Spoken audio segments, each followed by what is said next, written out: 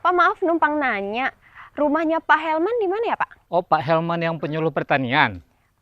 Pak Helman yang petani kacang tanah. Oh iya, dia juga sebagai penyuluh pertanian.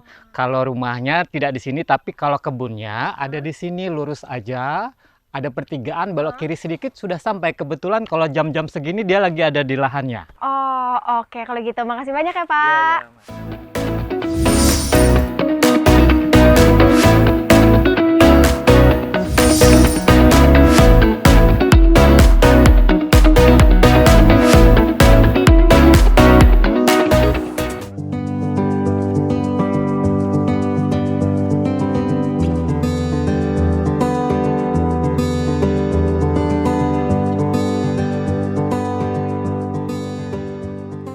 Budidaya tanaman kacang tanah biasanya dilakukan di sawah atau tegalan dalam sistem tumpang sari maupun rotasi tanaman. Berbeda dengan petani di Kelurahan Sri Basuki, Kecamatan Kota Bumi, Lampung Utara, yang menanam kacang tanah di lahan kering. Nah, inilah terobosan yang dilakukan Pak Helman yang ingin saya ketahui.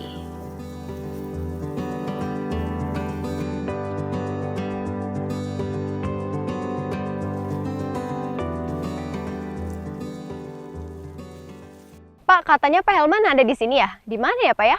Oh, Pak Helman. Iya. Mana ya? Oh, di situ.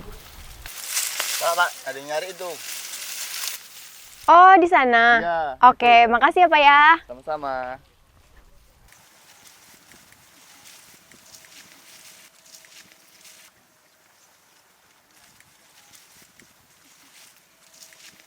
Pak Helman ya? Oh, iya, Pak, iya. saya Viana Putri. Saya dengar dari informasi dari Pak Afan, katanya Bapak berhasil berinovasi membudidayakan kacang tanah ya, Pak ya? Ya, benar. Pak Apan itu tetangga saya. Ada yang bisa dibantu? Gimana? Iya gini Pak, ini kan saya lihat kayaknya lagi panen kebetulan ya Pak ya. Biasanya kacang tanah itu dipanen setelah usia berapa Pak?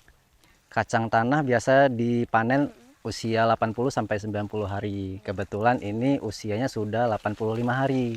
Oh, 85 hari ini, Iya. jadi dipanen ya Pak ya. Iya, sudah Untuk dipanen. kacang tanah sendiri itu ada metode untuk penanamannya nggak Pak? Ya, metodenya sih biasa aja, Mbak. Seperti biasa, pertama pengolahan lahan. Lahan kita dibajak sebanyak 2 kali. Kemudian yang ketiga dirotari biar lebih halus. Iya, karena kacang itu membutuhkan tanah yang gembur. Iya. Yang kedua yang tidak kalah penting yaitu bibit harus tua dan berkualitas. Kalau ini belum masuk umur untuk bibit. Bibit yang bagus sekitar 110 hari. Iya, untuk bibit yang unggul. Kalau ini kan masih usia 85 hari. Ini untuk kacang rebus. Setelah kita memilih bibit yang bagus, yang tua dan berkualitas, maka kita kupas dulu dan jemur sekitar 1 hari. Oh, dijemur ya Pak? Iya, dijemur dulu 1 hari, kemudian dikasih obat hama. Nah, baru kita lakukan penanaman dengan cara ditugal. Dan jaraknya yaitu 25 kali 40 dan berbaris. Iya, ditugal. Bagaimana Pak? Ditugal itu pakai kayu dilobangi tanahnya, kemudian kita isi bibit. Oh, Iya. tunggal. Iya. Mm. Lalu yang tidak kalah penting penyiangan. Penyiangan kita lakukan setelah kacang tumbuh sekitar umur 7 hari. Penyiangan itu apa Pak? Penyiangan itu kita bersihkan gulma-gulma menggunakan koret. Oh, Iya. di Sek- Umur 7 hari. Setelah disiangi, nanti kita lakukan penyiangan kedua dan ketiga. Penyiangan kedua biasanya umur sekitar 20 hari, ya. Lalu umur 40 hari. Itu langsung kita melakukan penggemburan juga, Mbak. Karena kacang tanah ini kan tumbuhnya bukan di akar, tapi di ruas-ruas atas. Iya, semakin tinggi tanahnya maka semakin bagus. Makanya tanah itu harus gembur. Makanya harus gembur, iya. Setelah itu yang pasti rutin disiram dengan air karena kacang tanah ini memerlukan air. Walaupun dia tanaman musim kemarau, tapi dia harus ada air. Ya, setelah semua metode kita lakukan, maka kita tinggal nunggu panen. Iya. Ini gimana nih Pak, cara panen ya Pak? Oke, kita langsung ke lokasi, saya sana ya? tunjukkan. Ya.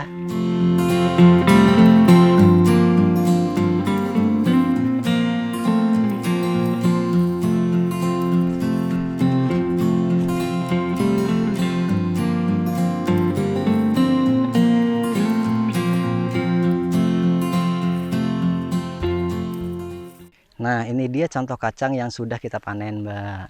Oh, ini ya Pak ya. Iya. Ini untuk membedakan mana kacang yang bagus, mana kacang yang jelek, itu kayak gimana Pak? Kacang yang bagus ini yang warnanya putih bersih gini, Mbak. Dan kacang yang jelek seperti ini nih, yang tuh Oh, ini ya. hitam, ya nggak ada isi gitu. Ini kan tadi sepanjang kita keliling lahan Pak, ini kan daunnya hijau-hijau ya Pak ya, Iya, kayak kita lihat tuh di hamparannya. Apa nggak ada penyakit Pak di kacang tanah ini? Kacang tanah ini termasuk tanaman yang mudah-mudah susah karena dia di dalam tanah.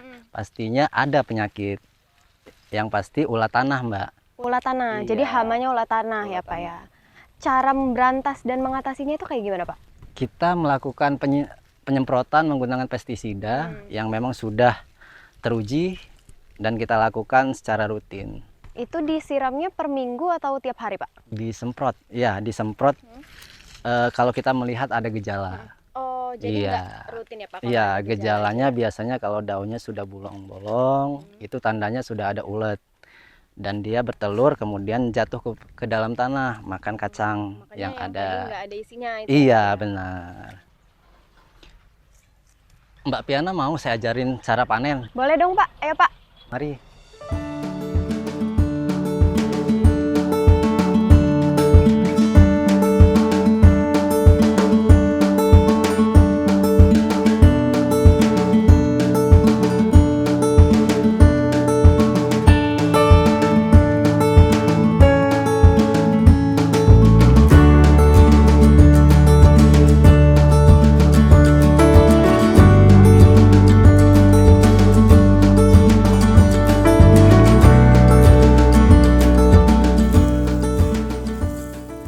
Panen kacang tanah harus dilakukan pada waktu yang tepat. Jika panen terlalu muda, maka kacang akan kisut dan kurang berbobot.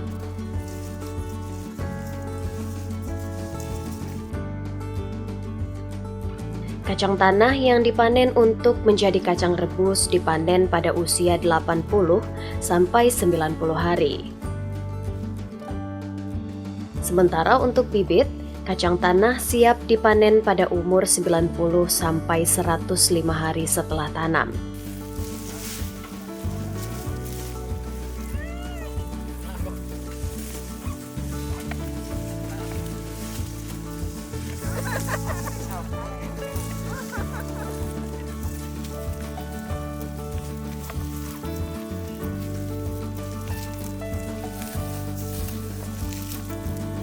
Cara panen kacang tanah cukup dengan mencabut tanaman yang sudah siap dipanen, kemudian dikumpulkan pada satu tempat yang sama.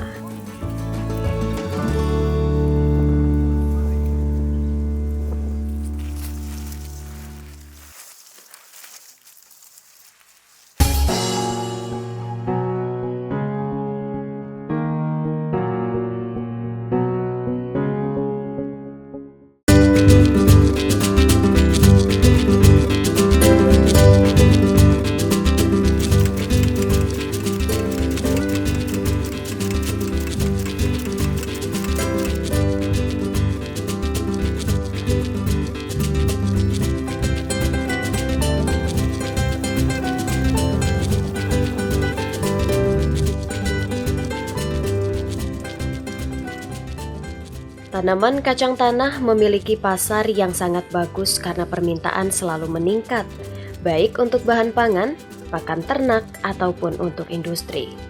Jika ingin mencoba budidaya tanaman kacang tanah, langkah pertama yaitu melakukan persiapan media tanam dan pemilihan benih yang bagus. Sebelum ditanam, benih direndam dalam pupuk cair organik yang mengandung antibiotik alami untuk mencegah hama dan penyakit.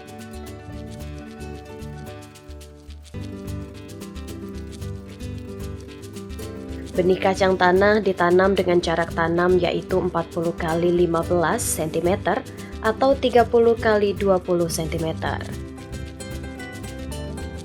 Sedangkan pada tanah yang kurang subur dapat ditanam lebih rapat. Lubang tanamnya sedalam 3 cm dengan cara ditugal. Setiap lubang diisi 1-2 biji kacang tanah, lalu ditutup dengan tanah yang halus. Di lahan bukan sawah, tanaman kacang tanah dapat ditanam kapan saja, tidak tergantung musim dan cuaca, asalkan dibuat guludan atau bedengan agar saat hujan air tidak menggenang.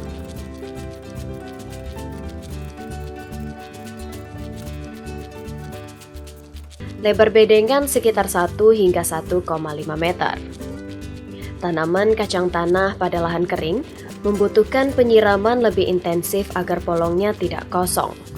Untuk menyiasati kebutuhan air pada lahan kering, sebagai petani yang juga penyuluh pertanian, Pak Helman punya inovasi mengatasi masalah air.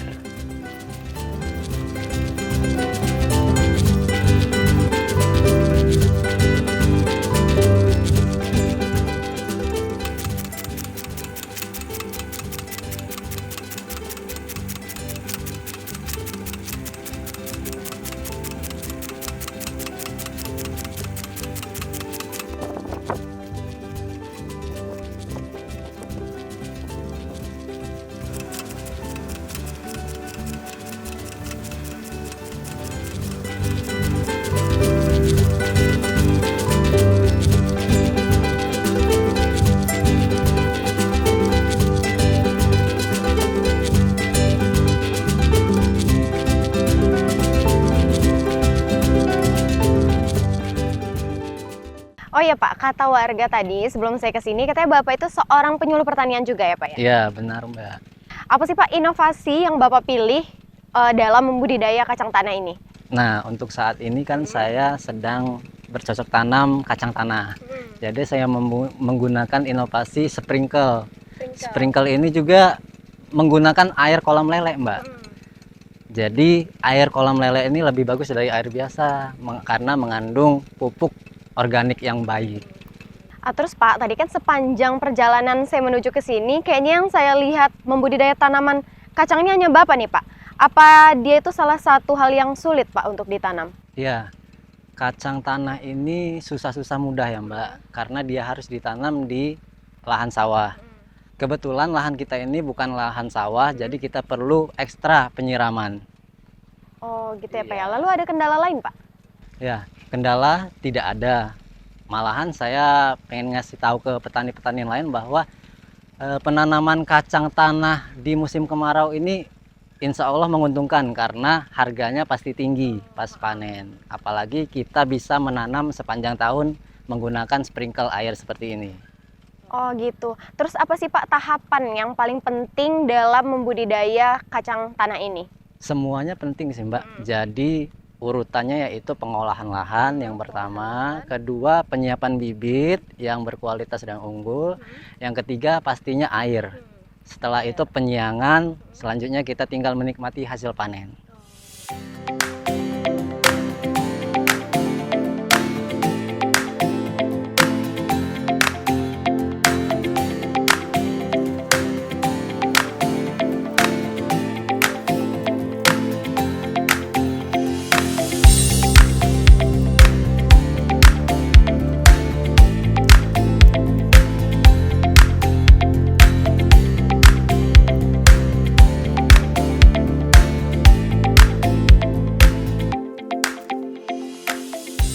Panen dapat ditentukan dari polongnya. Polong yang telah masak ditandai dengan kulit polong telah mengeras dan bagian dalam berwarna coklat. Biji telah mengisi penuh, kulit polong tipis dan berwarna mengkilat. Langkah selanjutnya setelah panen yaitu kegiatan pasca panen.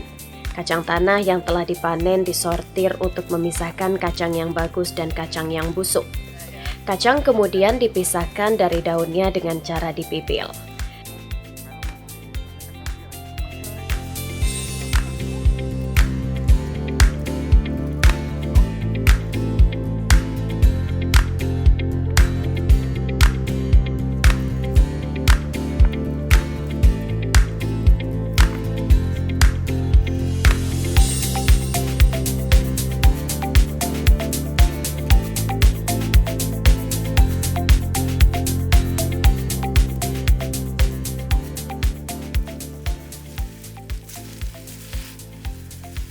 Daun kacang tanah yang menjadi limbah panen dapat dimanfaatkan sebagai pakan ternak.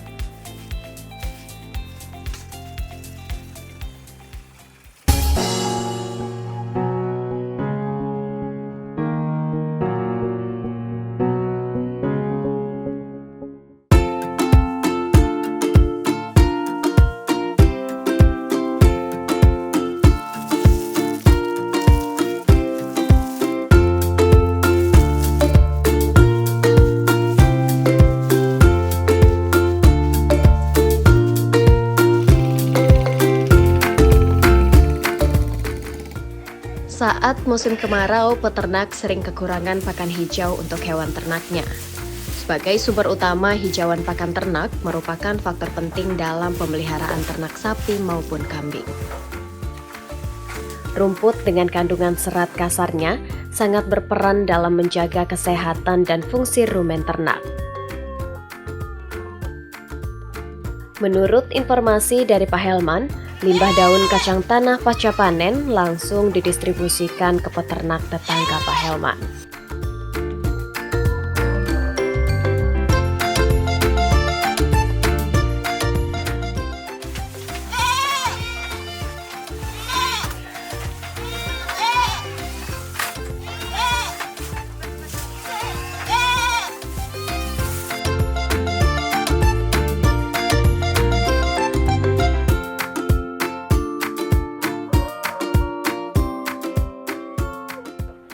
Apa sih Pak bedanya daun kacang sama daun yang lainnya Pak? Perbedaannya kalau daun kacang itu seratnya lebih tinggi, lebih bagus. Ya, Terus Pak dari sekian banyak ini ada berapa Pak? ya kurang lebih kalau hitung kepala hampir 40-an. Oh 40 dari segini banyaknya ternak Bapak itu membutuhkan berapa banyak daun kacang biasanya? Dan dari mana Bapak dapetinnya? Kalau sebanyak daun kacangnya per hari itu minimal kita 60-70 kilo. Ya, kalau kita dapatkan itu dari limbah tetangga sebelah. Itu kebetulan beliau nanam kacang. Oh budidaya kacang. Ya, budidaya kacang ya. Ternak Bapak ini makan limbah lain Pak? Atau hanya Bapak khususkan untuk limbah kacang aja? Tidak juga, sebanyak juga sih daun singkong, seperti singkong juga ada bisa, daun odot, terus apa banyak lain-lainnya lah. Wah banyak juga ya Pak ya. Ini apa nggak kekenyangan Pak? Ya kalau untuk pakan sebanyak itu sebenarnya lebih bagus ya untuk makan lebih banyak, karena dia kan lagi menyusui yang betina-betina. Ya, jadi untuk merangsang air susu biar semakin banyak pakan kan semakin bagus air susunya semakin banyak. Biasanya memberi makannya itu berapa kali sehari Pak? Kalau saya biasa standarnya 4 hari, 1 hari 4 kali. Oh 1 kali 4 hari. Iya. Pagi. Pagi, siang, sore, malam. Oh malam. Ya, Terus Pak katanya kan kalau kita ngasih makan ternak dengan makanan yang seratnya itu tinggi, katanya itu rentan sama diare. Itu benar nggak sih Pak? itu sebenarnya enggak juga sih. Itu tergantung sama kita waktu memberi untuk waktu bagi-bagi Makan. makannya. Oh gitu. Terus itu Pak, apakah hewan Bapak ini pernah nggak sih Pak kena penyakit? Terus gimana Pak cara ngatasinnya? Ya ada sih sering kena penyakit. Itu penyakit kebanyakannya penyakit kembung. Terus sebagai pakainya gudik itu sama koreng-korengan itu ada juga. Cuman kan kita atasi dengan obat. Kita minumin obat. Oh diminumin dicampur pakan atau dikasih langsung gitu? Kita suntikan bisa ataupun dicampurkan dengan air minumnya sekali bisa. Terus Pak selain melalui pakan, kayak pakan yang tadi Bapak bilang daun singkong dan lain-lain, gimana cara Bapak itu meningkatkan produktivitas dari hewan ternak Bapak ini? Produktivitasnya sebanyak mungkin kita harus memberi pakan penghijauan seperti daun-daunan, seperti daun kacang, daun singkong, rumput odot, dan sebagainya selain. Kalau vitamin gitu Pak? Vitaminnya kita melalui suntik sama campur air minum. Oh yang termasuk tadi untuk mencegah penyakit tadi ya Pak ya? Kita campur jadi sekaligus gitu. Waktu memberikan minum. Iya. Untuk hari ini udah dikasih pakan Pak ternak ya? Kebetulan siang ini belum dikasih makan. Ini pas lagi mau ngasih makan waktunya. Kita kasih pakan, saya boleh ikut Pak? Boleh. Ayo.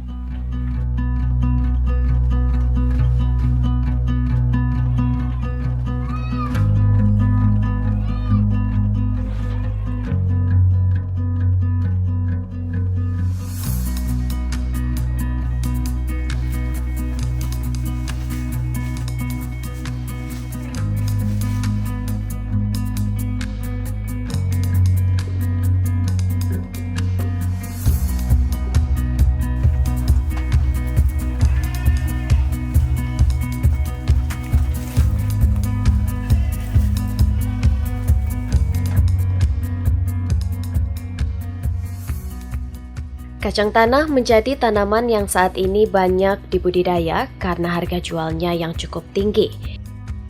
Di samping proses budidayanya yang terbilang cukup mudah.